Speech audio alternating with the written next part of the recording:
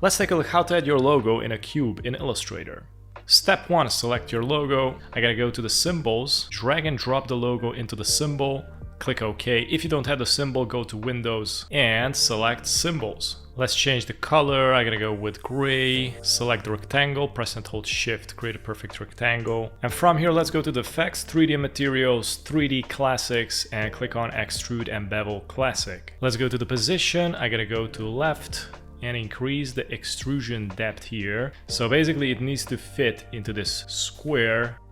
Perfect. I gotta make it isometric, so I gotta go back to the position, and we got here isometric left. Looks pretty nice. You also can change up the perspective. Right now it's on 0, you can increase it. I gotta go with 55. Click on the map arts, and let's check the invisible geometry, so you don't see any colors anymore. And right now you can see it highlighted this front shape of the cube, so we're gonna change the symbol from none to a new symbol that we created. And I'm gonna click on this logo, click and scale it, press and hold Shift. Again, scale it, press and hold Shift. There you go. Now let's put the logo also on the other sides of the cube. So I'm gonna go here 1 of 6. I'm gonna click on this arrow, and you can see it highlighted this back area of the cube. We don't need that. I gotta go on, and now we got the front side, right side of the cube. I'm gonna change up the none to new symbol again. Click on the logo, scale it, press and hold Shift. Do the same thing. And I'm gonna rotate it, press and hold Shift. And check this out, it's gonna rotate minus 90 degrees.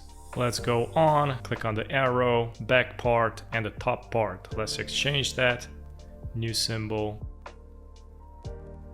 and click OK. Let's click OK again. Now I'm gonna go to Object, Expand Appearance, and you can see the invisible cube here. I'm gonna right click on Group, right click on Group. Now it's isolated into the rectangle. I'm gonna right click on group, and I'm gonna right click again, release clipping mask. So now we can separate basically this rectangle, but I want to recolor it, so I'm gonna go to the stroke and I'm gonna choose the black color, so it's gonna highlight it like this. Do the same thing with the rest as well. On group, release clipping mask. I'm gonna select all rectangles, go to the stroke, increase the thickness. I'm gonna decrease the limits to 1, and then I also gonna make another one of these. I'm gonna remove the top rectangle, and I'm gonna select the bottom 2 rectangles, and I'm gonna swap it from stroke to fill. And we got 2 styles of cubes. Thanks for watching.